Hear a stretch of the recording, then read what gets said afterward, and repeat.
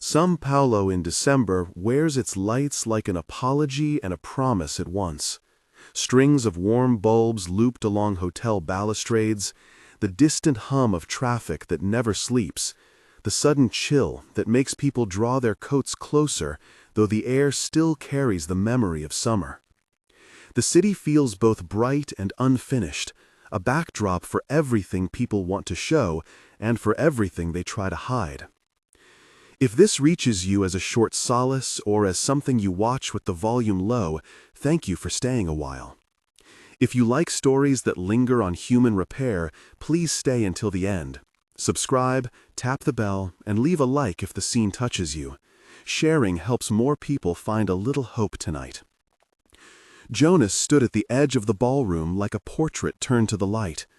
He was the kind of man people thought they understood by glance.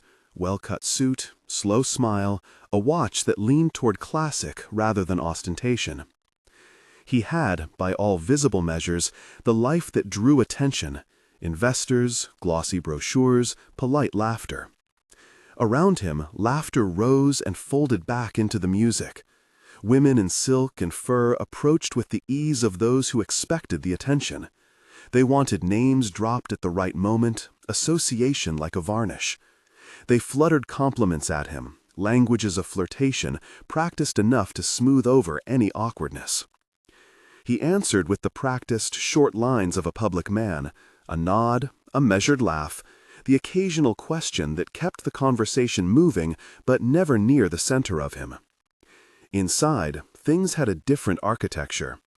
The apartment he kept on Avenida Paulista was neat in a way that looked deliberate rather than lived in. A single perfume bottle stood on the bathroom counter, a narrower one than the ones in the gifting boxes at the party, its cap slightly nicked. At night, he woke hearing the country road where they had once driven, the small sound of a laugh he could no longer place in any part of his day. When he had to forgive himself for forgetting an anniversary, he invented a new kind of regret that felt shamefully easy to accumulate. He noticed the room in calibrated ways, the way the lights made the crystal chandeliers drip like small moons, the scent of someone's expensive cologne over the citrus of the canapes. But notice was different from being touched, and the restlessness behind his smile had nothing to do with appetite or vanity. It had to do with a quiet, precise absence he could no longer name in the presence of other people's enthusiasm. Liliane moved through the crowd with a tray balanced on one hand and the economy of attention that comes from having to be useful. She was 22, but the years had been packed ahead of time. Night classes, daytime shifts, an elderly aunt to look after at the edge of the neighborhood, a scholarship application always simmering in the back of her phone as if it could be summoned into being by persistent will.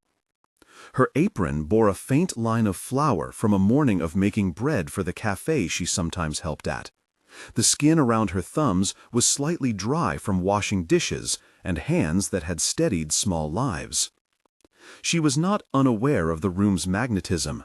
She could see, as she stepped through waves of guests, how prestige rearranged itself around certain bodies. The wealthy women, how they fluttered, how they marked their territory around Jonas, were part of a choreography she'd learned to read. Who would be handed the best canapés? Who would get the glass topped up the most? She kept her posture small, unassuming, a strategy that had protected her in other places, on buses, in long shifts, at the scholarship office.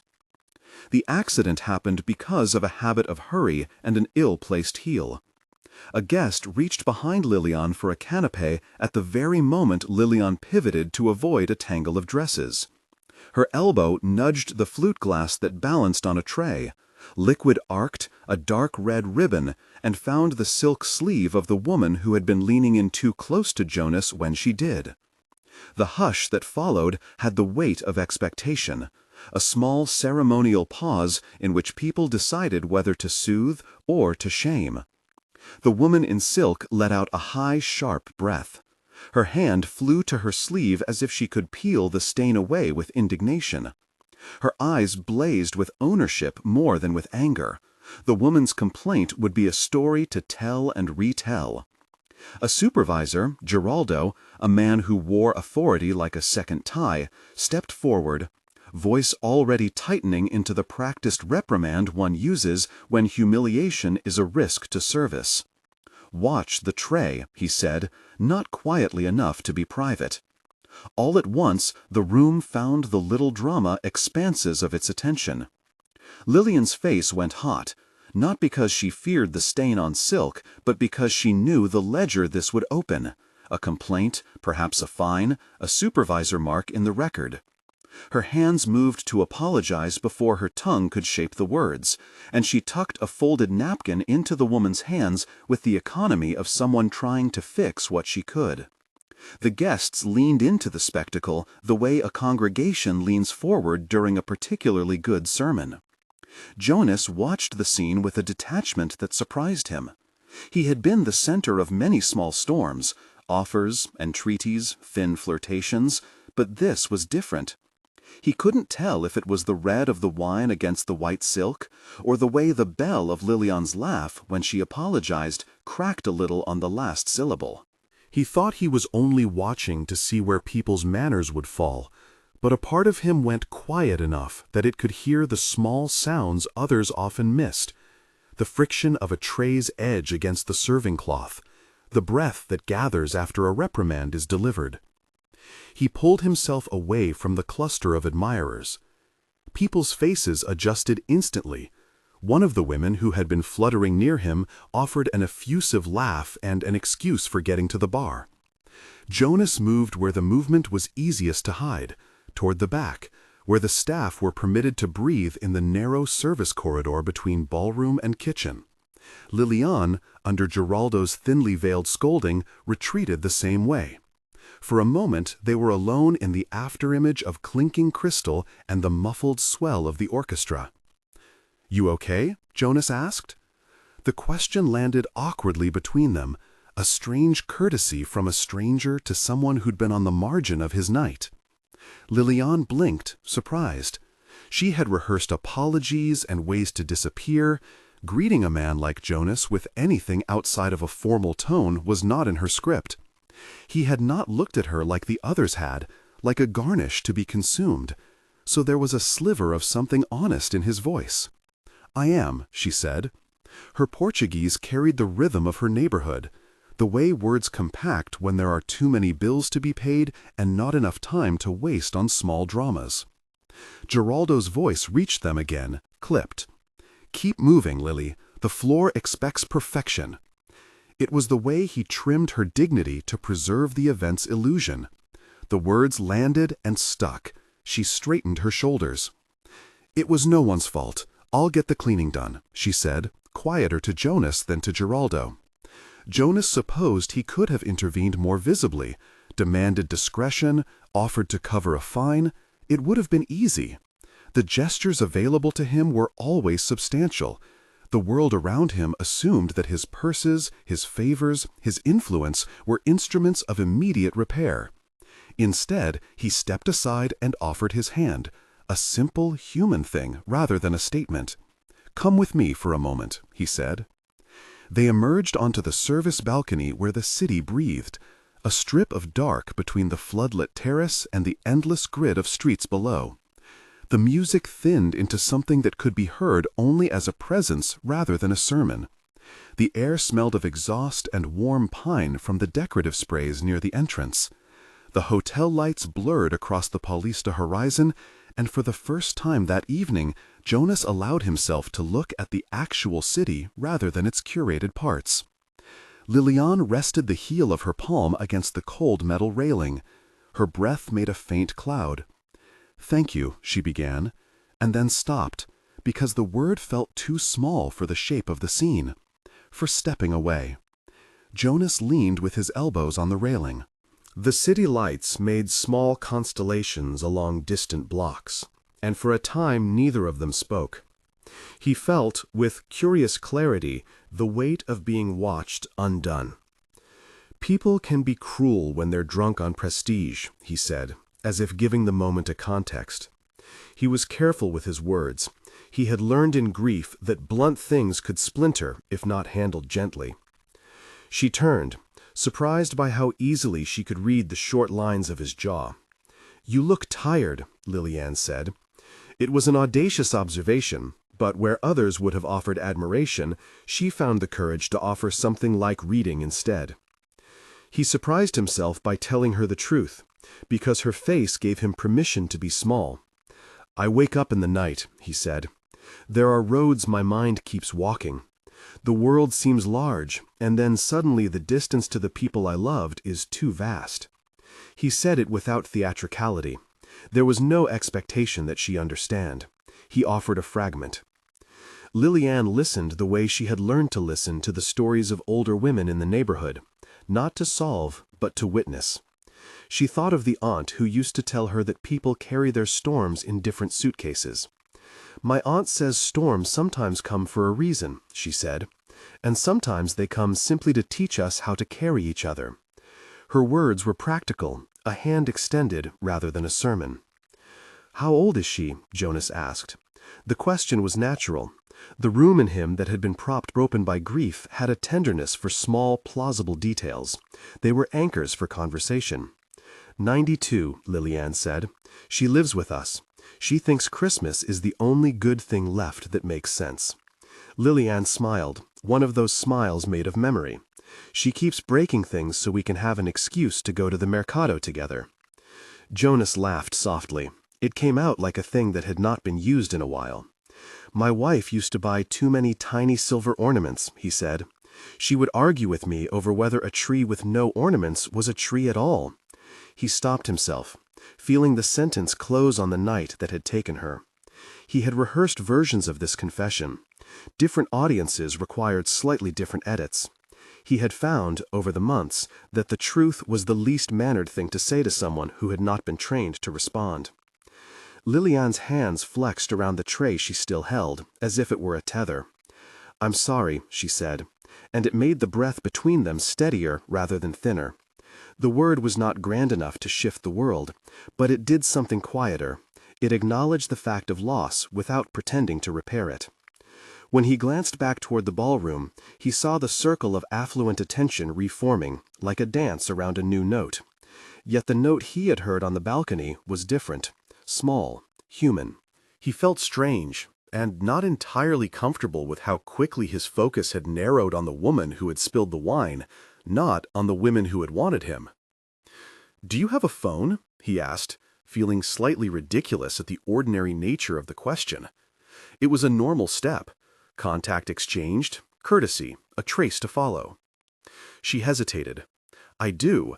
I don't usually give it to guests." "It's not guests," he said. I'd like to know if your aunt, how she is after tomorrow." It took a beat for the proposition to land. This was not a promise of rescue. It did not come with the kind of tidy guarantees that someone with his resources could slip into conversation and make sound like mercy. He offered instead the modest instrument of continuity, a number, a way to check in. To Lillian, whose life was full of small, persistent duties, the proposal felt like a different kind of risk, one that could be considered and refused without theatrical consequence. She gave him the number in a voice calibrated to both protect and permit. He saved it with the name Lily, because she had laughed softly when he had tried to say her full name and it had come out uncertain. He said, quietly, "If your aunt needs help at the mercado, tell me. If not, that's fine too." She studied his face, the way people study currency before they accept it. "You don't have to be grand to help," she said finally. "Small things are enough." Her smile was not coy. It was a boundary and an invitation at the same time. They went back in together. The ballroom swallowed them, reintroducing them into the choreography of wealth and admiration. Jonas counted the steps back into Ladder's glow and was conscious of the way the wealthy women's conversation lost its previous heat when they realized he had a new preoccupation, not with their adoration, but with the remembrance of a young waitress's aunt. They adjusted their aims politely, like the weather changing its color. After the party, messages followed, with the predictability of a tide. Jonas had, as a man of his station, an inbox that could blister with invitations and proposals. There was one message from a client who wanted a holiday dinner. There was another from a magazine asking for a profile. Hidden among them was a single text from Lillian with a smiley face and a photo of a supermarket receipt. It was small and absurd and made him laugh alone in his car outside his building, a sound that startled his neighbor and himself. Her texts were sparse, practical. Aunt Celia likes the guava paste from aisle 7. She says it reminds her of her wedding. She sent a photo of a small square of guava paste wrapped in plastic, and the way she photographed it, careful, reverent, made it feel like a relic offered in trust. He replied with a message that said, "I can bring some tomorrow," which was both mundane and an odd, delicate permission for further contact. He was careful. His life was not one of flashy gestures, as much as of calibrated decisions, real estate, meetings, philanthropic initiatives that read well in press releases. Loving someone again had always seemed to him like a logistical problem he had not yet allowed himself the right to attempt. Yet the ease with which he arranged to bring guava paste to Donna Celia felt like a small test he was willing to pass. Lillian received him in the narrow living room of her aunt's apartment, where the couch had floral upholstery and the calendar on the wall was marked with small crosses. Appointments, medication reminders, the dates when the electricity bill would be paid. Donna Celia sat in a chair by the window, sun making a small halo on her hair. She was sharper than her years suggested and politically unafraid. The sort of elder who would tell you exactly how to run your life, and then perhaps feed you something sweet because she knew such instructions must be eaten. "You brought the guava," she said, not looking up at Jonas. Her voice had the cadence of a woman who had endured and therefore had little patience for pretense. "Well, show yourself then." Jonas smiled in the small way that signaled a man ready to be judged by an elder's kitchen. He placed the package reverently on the coffee table. Donna Celia slid it open and popped a piece into her mouth, her face making a small approving motion. "This one's all right," she pronounced. To Lillian, it was an official seal. To Jonas, it felt like an invitation to stay a little longer than he had planned. They sat and spoke of small things. He learned how Donna Celia preferred tea without sugar, that she had once danced at Carnival and refused to own up to how good she'd been. He learned that Lillian studied evenings, when the lamp of the living room hummed and the city outside seemed to slow just enough for reading. He left with a small packet of cookies and a promise to come again. The promise was not dramatic. It was the kind of thing that could be kept simply by showing up. Back at his apartment, Jonas paused by the perfume bottle on the bathroom counter. It was the same one his wife had favored, and its presence was a ritual that both comforted and exhausted him. He had not expected to find the smell of guava lingering in his suit pocket when he took his jacket off. The scent made him feel both foolish and alive, as if his heart were a fragile barometer that responded to the smallest changes in the atmosphere. Lillian, meanwhile, went back to work the next morning at the small cafe where nights of study and shifts layered into one another. She folded napkins with the same economy as she handled people's expectations. The world of her shifts was different from the ballroom's glare. Here, people ordered with their voices rather than their pedigrees, and the congregation of regulars knew her by the way she poured foam on a cappuccino, in a pattern that looked accidental but was practiced. Her life moved to the pulse of small honors, a regular who saved a table for Donna Celia, a neighbor who lent a ladder, a professor who wrote a recommendation for her scholarship application. Between work and classes, there was a steady, muted exchange of messages with Jonas. No florid declarations, only the steady drip of ordinary care. He asked about her exams. She sent him a photo of stacks of revision notes. He offered to help with a printer that had given up on the library's cheapest paper. Each small interaction carried the weight of a test they both seemed willing to take. But they were careful with the soft territory between curiosity and the history that lay heavy on Jonas' chest. Lillian knew the mechanics of being cautious, the way a neighborhood gossiped about who ate with whom, the way a supervisor could turn a harmless smile into a vulnerable exposure. Jonas knew his own risk, that his being seen with a young working student could be reframed as some kind of theatrical charity. He had no wish to be a savior, not because he feared losing admiration, but because he understood how that label could hollow out what might otherwise be mutual and genuine. And so their courtship moved like the careful turning of a page, small, steady, requiring attention. There were moments of awkwardness, an accidental delay when a scheduled meeting was postponed at work, an email from an investment associate asking for immediate travel. There were lighter hours, too, a late-night conversation about the best place in the city for bon de queijo, an argument about whether the Mirante's view was better at dawn or dusk. They navigated each obstacle the way people do when they want something not because it would look good on paper, but because it might make the small rooms of daily life softer. Osvaldo, Jonas's friend, and one of the rare people allowed close enough to his fatigue to notice its shape, later teased him with an affection that smelled of concern.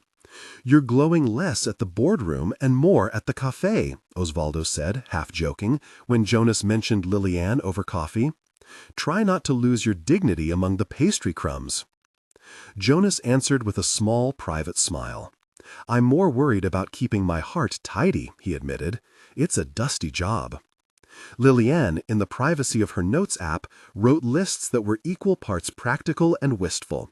Groceries, study topics, the number to the scholarship office, and once, in a margin, the words, "Can love be quiet?" She underlined it twice and placed the note aside like a pebble. Her world remained, in truth, full of the ordinary demands that kept her feet on a hard floor. Paying for utilities, making sure Donna Celia took her pills, staying awake enough to pass the next exam. The nights Jonas found himself less steep in social functions and more in the small rituals of visiting a neighborhood were subtle growth. He asked his assistant to shift his schedule. He took fewer dinners that ended with polite applause. It was not an extravagance to do so. It was a practical reordering, one that required him to confront the way his life had been compartmentalized: public face, private ache, and gently blur the edges. Outside the immediate intimacy that had been forming, there were signs that the social world would resist easy integration.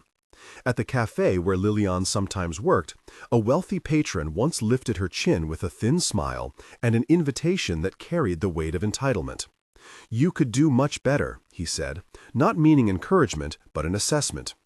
The words carried the arrogance of someone who viewed the world as currency and people as investments. Liliane folded the napkin she had been holding and kept her reply measured. "I'm quite content," she said. The patron's expression hardened, as if he expected the conversation to require more tearing. Geraldo, who still hovered in the edges of Liliane's life the way a storm cloud will, became a test of quiet endurance. He watched her with the same pragmatic eye he gave to everything in his span of responsibility.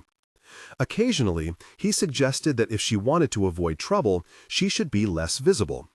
Once, after a long shift when a complaint had been lodged by someone who took delight in being heard, he told her to be careful with the company she kept.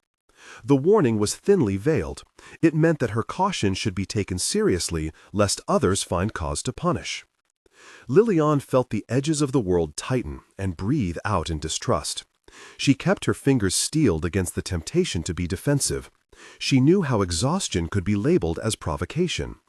And yet, every time Jonas arrived with a small package, this time a bag of beans Donna Celia liked, or a note with a quotation that she found unexpectedly tender, she felt the world expand a fraction. She began to entertain the possibility that recognition could be ordinary rather than spectacular. Gestures made at the level of groceries, of note-taking, of showing up for a class when a migraine tried to settle like a permanent tenant. For Jonas, the presence of Liliane in his life drew more than comfort. It exposed the structural choices he had made and the consequences they had for real people. He began to think differently about the small decisions he could make at the company to lighten burdens elsewhere, an initiative that would not be patronizing but a true redistribution of time and resources. He listened to colleagues in boardrooms with a new attention to consequences that had not always been his priority before. These were not grand philanthropic epiphanies. They were small, deliberate shifts. An intern's project allowed a deadline extension. A contractor was asked for more reasonable payment terms. They were the kind of changes that rearranged the map of a few people's days. The city moved through its rhythm of December obligations. There were festivals, homework deadlines, inventory checks at the restaurants that Liliane had to help staff. They walked the edges of each other's lives, careful of boundaries. There were evenings when Jonas would find himself walking the same route he had once taken with his wife, only to find that the spaces were changed not by absence, but by subtle accrual. A new bakery, a shop with lights that made the pavement look like a river. He felt, in those moments, that the city was a living atlas of memory. Liliane learned, through their small conversations, the contours of his grief without pressing for explanations that would have made him feel obliged to perform mourning for an audience. And so a courtship fashioned itself not as a parade, but as a series of mutual adjustments. They learned one another's timetables and small mercies. They discovered that they could be honest without being raw, that friendship could be a theater for slow trust. There were no dramatic rescues, no sudden reversals of fortune. Their lives folded together in margins, a hand steadying a plate, a packet of guava paste, a late-night call about a library printer. The world, always keen to assign a narrative, began to murmur. At a luncheon where Jonas had to host donors, someone's compliment assumed the shape of gossip. The wealthy women who had once circled him now watched with the amusement people save for minor dramas. People assigned motives and composed stories about how a man like Jonas might one day settle on a woman like Liliane. The stories invited judgment, but Jonas and Liliane had already settled upon the thing the stories missed. That what they were building was quiet and deliberate, a space for healing that refused spectacle's bright knives. When Liliane's exams drew near, Jonas offered to help by providing a quiet place to study, a conference room in his office made private for an evening. The offer was practical and neither theatrical nor condescending. He arranged for a pot of strong coffee, a small stack of printouts from the library, and a chair that did not squeak. Liliane accepted, partly because the offer solved a problem, and partly because she was curious to see the place where the man who used fewer words at parties spent his days. She arrived, careful with her bag like someone entering a temple. The conference room was less than imposing. A long table, a lamp with a warm bulb, city lights tracing a horizon beyond a window. They worked in companionable silence until the city's night retreated toward the blue of pre-dawn. Around 2 in the morning, Liliane closed her laptop and rubbed her eyes. Jonas watched her with an expression that said he wanted to ask things but did not want to pry. "You could sleep here," he offered finally. "It's safer than the bus at that hour." She shook her head with the tiredness that only exam weeks can bring. "I'm stubborn," she said. "I prefer the bus. I like to watch the city sleep and think about how it looks different in the dark." He nodded as if he understood. He admired her stubbornness. It made sense, a quality that in other hands could be pride turned brittle, but in Liliane's was a muscle of survival. In the weeks that followed, the smallness of their exchanges hardened into a pattern, not a ritual but a habit.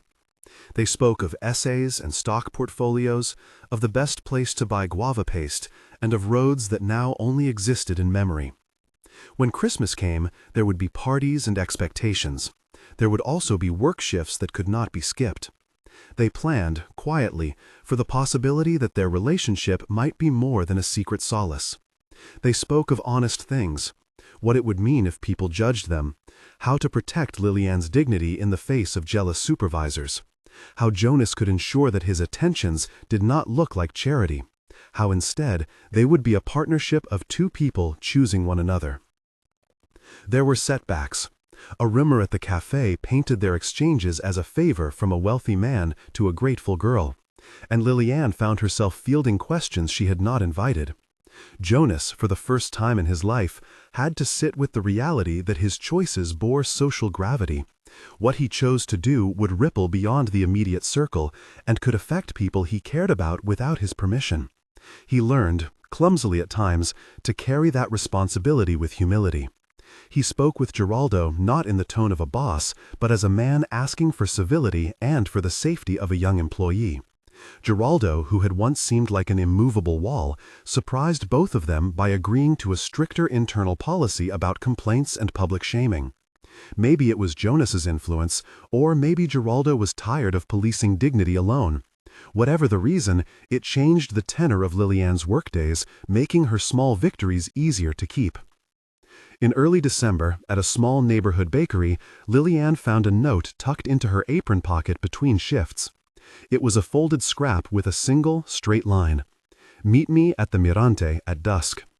She laughed softly, the kind of laugh that knows both caution and the pleasure of a harmless adventure. She had expected a bouquet, a public display, something that people would discuss in the way they discuss curiosities. Instead, she found an invitation to watch the city from a place where lights become a language. At the Mirante, the wind was bracing and smelled faintly of roasted chestnuts from a vendor nearby. Jonas stood with his coat wrapped tight despite the warmth he carried inside. When she arrived, he held out a thermos and 2 cups, and the sight of him doing something so ordinary, pouring hot coffee into paper cups, felt tenderly ridiculous. Liliane accepted the cup with both hands, as if it were an offering from someone who had decided to practice care rather than performance. They watched the city settle into its winter evening. The lights blinked in patterns that, for a moment, seemed to speak of small mercies. Jonas said nothing grand. Instead, he told her a small story about a Christmas morning when his wife had insisted on making a cake that collapsed in the oven. He laughed then, soft, and Liliane realized that even when the subject was sorrow, he could tell about it with a humor that did not try to erase the memory. They sat there until the sky turned indigo. When they left, Liliane walked away with the thermos wrapped in a napkin and a feeling that something steady had begun to weave between them, something free of great gestures and full of the small, ordinary signals that let life reassemble itself. None of this meant the path ahead would be easy. There would be the holiday parties that expected a certain image, the jealous murmurs when an assistant misread a situation, and the ever-present friction of worlds that had been taught different languages. But that night on the Mirante, with the lights beneath them like a soft map, Jonas and Liliane agreed, without ceremony, to keep attending to what mattered, rather than to what others expected. And so, in a city that loves spectacle, they began, quietly, to practice the art of being present. Their story moved forward in small gestures: shared coffee, an offered umbrella, an evening catalogued by a single, honest conversation. And with every modest step, the possibility of something like repair opened a fraction more in both of them. The spilled wine had been the small accident that brought them together. What they built afterward was neither accident nor plan, but the steady work of 2 people learning to be available to one another's ordinary needs. It was a beginning that promised more, though neither of them could yet say how it would end. The weeks that followed learned themselves into ritual. Mornings brought the bakery's small commotions: ovens that guzzled stubborn heat, the bell over the door that never quite closed, a chorus of greetings traded like currency. And Liliane moved through them with a quietness that had gained weight. Jonas found ways to be near without making himself unavoidable. A message asking if she could pick up an extra loaf for a friend, a note tucked into the margin of a receipt with a recommendation for a book, a plate of leftover focaccia left at the back door with a terse line: "Thought you might like this." Each act was measured, considered. Each was a question rather than a decree. The city itself threw its own invitations. There were seasonal gatherings, the firm's wreath-making morning, where partners made a show of service, a client dinner whose glossy guest list promised more appearances than conversations, the neighborhood association's end-of-year reception that smelled of pine and reheated empanadas. Jonas navigated these with the same clumsy grace he had brought to other parts of life now, trying not to perform, trying not to overcompensate. And Liliane met him in the middle, sometimes arriving, sometimes declining, always choosing according to how heavy the day had already been. At one such event, a conservatory concert in a hall of gilt and low light, Jonas had asked Lillian to come as his guest. She accepted because she wanted to see him in a place where he was not inventing himself for her eyes, where the cadence of his life could be observed like an instrument played in its proper context.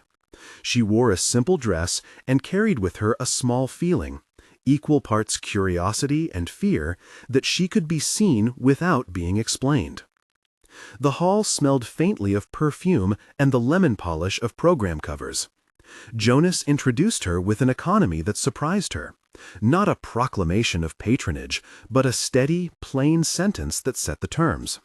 "This is Lillian," he said, to the woman who managed ticketing, to the man who advised the conservatory's board, to the few colleagues whose presence mattered. "We've been friends for a while." The 3 words landed as an offer, an invitation to accept her without needing to pin a story onto her shoulders. Whispers, of course, followed. That was how small societies tended to keep their edges. A passing remark, a raised eyebrow, a laugh that smoothed indignation into entertainment. But the smallest gesture Jonas had practiced was that of steadiness. When a colleague, thin-lipped and fond of delivering jokes that made the room rearrange itself, attempted a barbed aside about charity tickets and earned applause, Jonas did not laugh or correct by way of a spectacle. He touched Lillian's sleeve, briefly, and turned the conversation. He told a story about the conservatory's oldest violin, the way it had once survived a damp season when repairmen said the wood would be lost, and how an electrician had rigged a drying cabinet that looked like an act of devotion. He narrated it with tenderness, not with a moral. The room followed the thread. The joke evaporated into another anecdote, and Lillian watched him ease tension without humiliation. After the concert, in the lobby's dim light, a woman from the board who had been tacit until then approached Lillian. She had watched the man who liked to make quips and decided that a different word must be tried. "You have a quiet courage," she said, and meant it as an apology and an assessment. Lillian found herself saying thank you with no artifice. Jonas listened from a few paces away, and when the woman left, he offered no grand exegesis of what had just happened. He only asked if she was cold and handed her his scarf. The smallness of that caring felt enormous. Not every encounter resolved so cleanly. There were private misreadings that had public consequences. A junior assistant at Jonas's office, ambitious and easily threatened, misinterpreted a lunchtime exchange between Jonas and Lillian and recast it into a narrative that fit better with gossip than with truth. The assistant's impulsive message to a group chat exploded into the office the next morning. Jonas learned, again, what it meant to hold responsibility that reached beyond his circle. He called the assistant into his office, not to scold, but to ask questions. The assistant, who had imagined himself a guardian of propriety, trembled under the weight of a conversation that refused to be about performance. Jonas asked him how it felt to put a story into the world about another person, and whether he had considered their dignity. The man, red-faced and small in the chair, could only say that he had not. Jonas then summoned the team, quietly, without spectacle, and asked them to remember names as people, not as plot points. It was not a formal rebuke, it was a practice of ordinary accountability. The assistant left chastened. The rumor thinned. Lillian watched all of this with a steadier faith in the quiet work of repair. She had, after all, been taught to trust gestures more than speeches. People could say you were lucky when you were held by someone wealthy. That was easier on the tongue than admitting to the complexity of being held. But Jonas's gestures were not always visible in public frames. Often they lived in the margins. An email he altered to remove humiliating phrasing. A conversation with Geraldo to ensure that complaints were not weaponized. A small donation made anonymously to a program that served her street, as if it were his way of knitting neighborhoods together. Holiday mornings at the bakery acquired a softness. Customers exchanged less of their routines and more of their lives. Someone asked after Lilian's father, who lived 2 blocks over and had taken to sitting in the window of his apartment to watch passersby, as though each face were a small renewing sermon. Jonas, when he came by with a loaf, learned to speak to the old man as he might speak to any neighbor, to listen and to ask about memories. The father, who had been suspicious at first, warmed to Jonas's unforced presence. He remembers names, the man told Lilian later, with a pride that shook the breadcrumbs from his cardigan like confetti. Lilian, who had been taught to expect the protective hand to be a heavy one, felt instead the delight of being seen. The week of Christmas brought a contract for the bakery that neither Jonas nor Lilian had expected. A small caterer requested a steady supply of biscuits and savory tarts for a corporate client expanding into charitable events. It was an opportunity that promised to steady hours and bring in a margin that could be reinvested in the shop. A repaired mixer, new shelving, maybe even an apprentice salary. Lilian found herself conferring with Jonas about invoices and delivery schedules, a transition from the intimate to the practical that both worried and pleased her. Jonas, who could have insisted on structuring the contract his way, instead listened. He suggested a proposal in which the bakery maintained autonomy. He removed the clauses that would have given the caterer rights to alter recipes and insisted the payment terms allow for seasonal variation. "This is you," he said when she thanked him, "not me. I want you to keep it." Her acceptance was not a surrender. It was an agreement to let someone prune obstacles from her path without being pruned into something else. They printed the contract at the shop's small table, the paper warmed by afternoon sunlight, and signatories were written in hands that had learned to measure things: ingredients, time, patience. There were, inevitably, moments when the gravity of the past reasserted itself. Jonas's house, where he had once shared laughter loud enough to raise the windows, still kept the memory of his wife in the arrangement of books and the small, stubborn blossom of a winter plant that had unfailingly returned every spring. Lilian walked in sometimes and the rooms hummed. At first, she had worried that the presence of the absent woman would be a wall between them, but Jonas never attempted to make her invisible or to erase the shape of loss. He spoke of his wife with a truth that felt like an offering, not an idol of the past, but a person whose disappearance had taught him to sit with absence without filling it out of shame or success.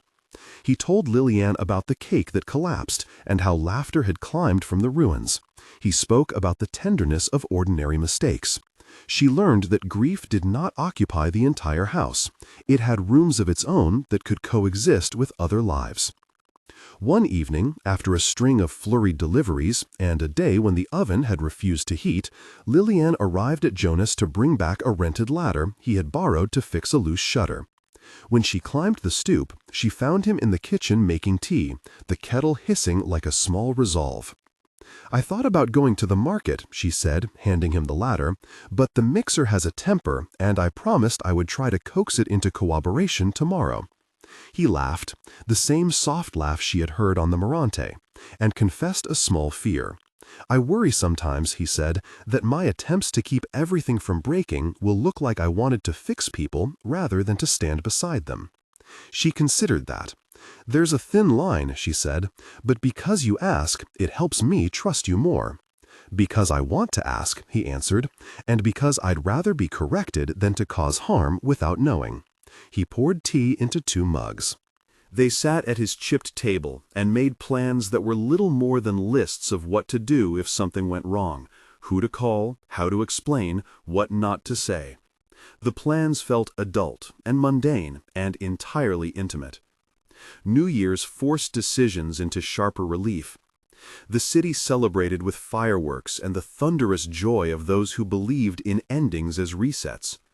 Jonas and Lilian chose to stay in rather than go out, to wrap themselves in the ordinary rather than an arena of spectacle. They ate simple food, read by a lamp that threw a pool of gold across the pages, and when midnight came, they did not make resolutions of the kind that demand a remade self. Instead, they made promises about attendance, to be present when things were small, to apologize quickly, to let silence have a voice without filling it with explanation. Yet life, being a thing that prefers tests to certainties, presented them with a crosswind. A transfer opportunity opened for Lillian, an offer to manage a second bakery location in a neighboring borough. It was the kind of chance that could mean more independence, more income, and a larger clientele. It also meant longer hours, and the responsibility of teaching another person the art of folding dough with patience. Jonas received the news with layered emotions. He congratulated her, then sat with a quiet that suggested he was counting consequences. Lillian, for her part, tasted both victory and trepidation. The decision required weighing the shop's future against the risk of distance. They spent an afternoon in a cafe that smelled of citrus and espresso, scribbling possibilities on napkins. Jonas took on an almost administrative role, asking about rent, staff training, delivery logistics. But he did so as someone who was invested in outcomes rather than in owning them. "If you go," he said finally, "let me help make the transition easier." Her response was immediate and honest. "I don't want it to feel like I took a step because someone else made the path smooth. I want to do it." He nodded. "Then I'll help you prepare, not perform the help. I'll be the person who irons the sleeves, not the one who decides the shirt you should wear." The distinction mattered. For Lillian, what she desired was a partner who preserved agency, not a rescuer who shaped her choices. She accepted the transfer with the condition that she would maintain a presence at the original shop twice a week, and that the new location would pay for a trainee's apprenticeship. Jonas helped with contract language, not because he needed to control the terms, but because he wanted systems to hold rather than to be fragile under goodwill alone. They celebrated with coffee and a slice of tart that tasted of winter oranges, bright, almost defiant in its sweetness. Both of them felt the bristle of change under their skin, not fear of the other, but of the unknown arrangements that real life demanded. They had practiced being present. Now they would practice being present across distance, across schedules, across new loyalties. On the night before she left to set up the new shop, Lillian found a small parcel at the bakery's back door. Inside was a hand-stitched recipe journal, each page blank but for the faintest watermark of a city skyline Jonas had sketched on the cover. Tucked into the front was a note in his careful hand. "For what you bring to the world and for what the world will bring back to you." No flourish, no sermon, only a paper that offered continuity. She closed the bakery early that day. They walked together to the tram, not in a straining attempt to be more than what they were, but as people practicing the art of keeping appointments with each other. At the platform, when the tram sighed into the station, Jonas took her hand and held it as if to anchor both of them to the present. "We will learn the grammar of this," he said. "It will be messy and we'll make mistakes." She smiled. "I know. I don't require perfection." "Neither do I," he said. "I require attendance." When the tram carried her away, Jonas watched until the carriage swallowed her and then turned to walk home through the city that had taught both of them the smallness and expansiveness of care. The lights were not a map tonight, but a promise that people could practice being steady in public and tender in private, that repair was not the undoing of memory or agency, but the making of new habits. They had not yet tied endings into neat bows. There would be nights when distance would feel like absence, when rumor would try to fill silence with stories that worked best where facts were sparse. There would be days when Lillian would be tired and Jonas would not be able to fix a faulty mixer across a borough line. But the practice of ordinary presence had begun to make the scaffolding for a life neither of them could have predicted on the night of spilled wine. They continued, step by step, to show up. For invoices, for midnight texts when ovens threatened mutiny, for birthday cakes that collapsed only to be laughed at and refrosted. And in that slow, unshowy way, the city watched them and, occasionally, adjusted its gossip to measure what it could of the real thing. On a late afternoon in February, when the sky lost its winter hardness and softened toward the color of thrifted jean, Lillian returned for a day to the older shop to teach her apprentice how to fold sourdough with the patience of one who believes in time. Jonas came by with a thermos, old habit, new ritual, and they worked in the warm hum of the oven, measuring, correcting, laughing. Outside, a neighbor waved, and from the window, the street seemed to approve. Small repair, small triumph. Two people practicing attendance in a city that loved spectacle, but now, quietly, had room for something steadier. The work ahead remained. Negotiations to bind the new shop into the life they were building. Rumors to be outpaced by truth. Nights when grief would sit uninvited at the table. But in the economies of their days, the ledger increasingly recorded more of what they had chosen to practice than what they had inherited. They had learned, both of them, not how to fix a life wholly, but how to hold it without breaking the fragile pieces that made each of them who they were. And so they kept attending, not with fanfare, not with an announcement, but with the steady, insistently human acts that knit a life, one loaf, one note, one cup of tea at a time, toward a future they were not obliged to explain to anyone else.